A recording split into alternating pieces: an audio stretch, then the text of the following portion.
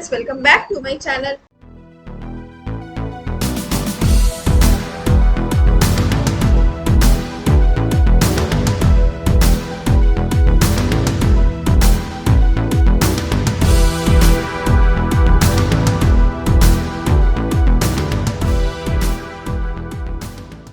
Part 27 के starting में हमें दिखाया जाता है कि जो पुलिस वाला रहता है उसे किसी को कॉल आता है, कोई और नहीं बल्कि टियान कॉन्ग उस पुलिस वाले को कॉल करता है और बोलता है कि बात बतानी है। उसके बाद हमें सीन में दिखाया जाता है कि जहाँ पर डैनियल के सीप से सामान सारे आते हैं, प्रोडक्ट्स वगैरह, तो उसके मेंबर्स लोग सारे प्रोडक्ट्स लेकर के आ रहे होते हैं। तभी वहाँ पर डैनियल आता है और बोलता है कि इन सारे कार्टून्स को खोलो और सारे सामान को निकालो, मुझे चेक करना है कि ये सामान में कुछ है तो नहीं। तो वो लोग सभी कोई डर जाते हैं। तो डैनियल गुस्से से बोलता है कि मैंने कहा इन सबको खोलो। तभी वो लोग सारे कार्टून्स खोलते हैं। तो डैनियल जैसे ही एक पॉट उठाता है और वो उसको पटक कर फोड़ देता है तो देखता है उसके अंदर ड्रग्स है। तो फिर वो अपने मेंबर्स को बोलता है तुम लोगों ने गोल्डन ड्रैगन के रूल्स को क्यों तोड़ा, ये ड्रग्स यहाँ पर क्या कर रहा है। तो सभी कोई कुछ भी नहीं बोलते हैं और डर जाते हैं। उसके बाद तभी वहाँ पर वो पुलिस वाला जो रहता है वो अपने सारे पुलिस वालों के साथ आता है और बोलता है कि अपने अपने हाथ ऊपर कर लो और अपने मेंबर्स को बोलता है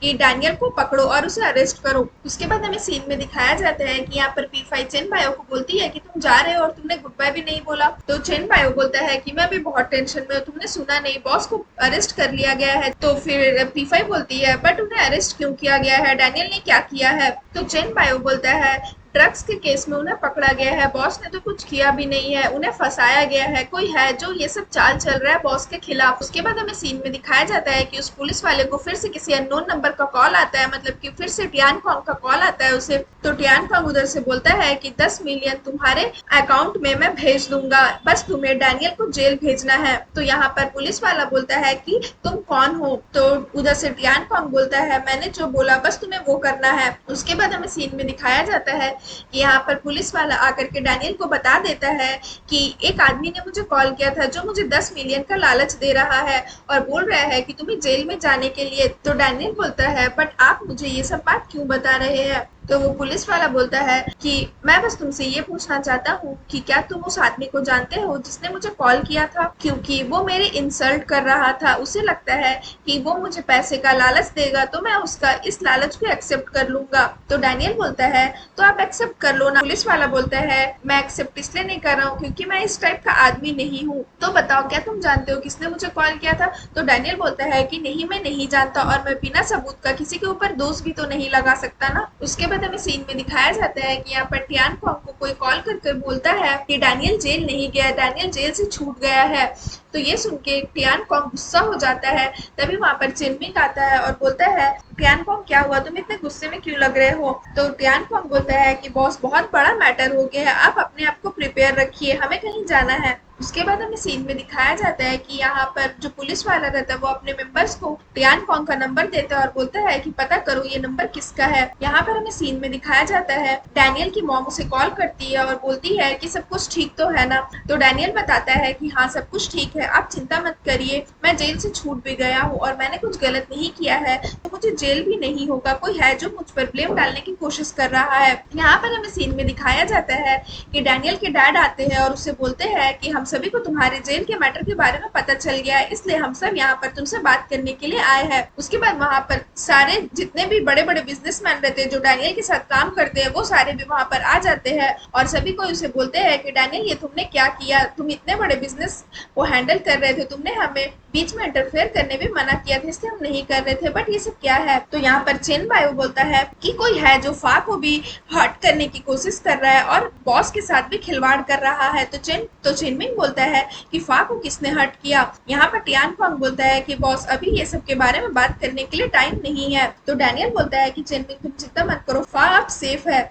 यहाँ पर टियान कॉन्ग बोलता है कि डैनियल आखिर तुम एडमिट कर ही रहे हो ना कि तुम काम से ज्यादा एक लड़की पर ध्यान देते हो। यहाँ पर जानबूझकर टियान कॉन्ग डैनियल की बेइज्जती कर रहा होता है कि वो एक लीडर बनने के लायक नहीं है, वो ये सब उसी का किया धरा रहता है। तो यहाँ डैनियल के डैड बोलते हैं कि अगर डैनियल तुम अपनी ड्यूटी अच्छे से नहीं कर पा रहे हो तो मैं गोल्डन ड्रैगन गैंग को लीडर के पोजीशन से हटा दूंगा। तो डैनियल की मॉम बोलती है कि आपको डैनियल को एक चांस देना चाहिए, उसे अपने आप को प्रूव करने का, आप इतनी जल्दी डिसीजन नहीं ले सकते हैं। और मैं एक बात बता दूं, पिछले 5 सालों से सभी को पता है कि हमारा कंपनी किस तरह से चलता है। यहाँ पर सभी को एक दूसरे को डिफेम करने में लगे रहते हैं। तो हो सकता है मेरे डैनियल के साथ भी ऐसा ही हो रहा हो, कोई है जो उसे मारना चाहता हो या उसे डिफेम करने की कोशिश कर रहा हो। इसलिए आप प्लीज एक बार उसे चांस दीजिए, ये सब तो एक नॉर्मल सी बात है। तो टियान कॉन्ग बोलता है, किस किस को लगता है कि गोल्डन ड्रैगन गैंग को लीडरशिप कंटिन्यू रखना चाहिए, वो अपने हाथ उठाए। तभी एक बिजनेसमैन हाथ उठाता है और बाकी कोई भी हाथ नहीं उठाता है।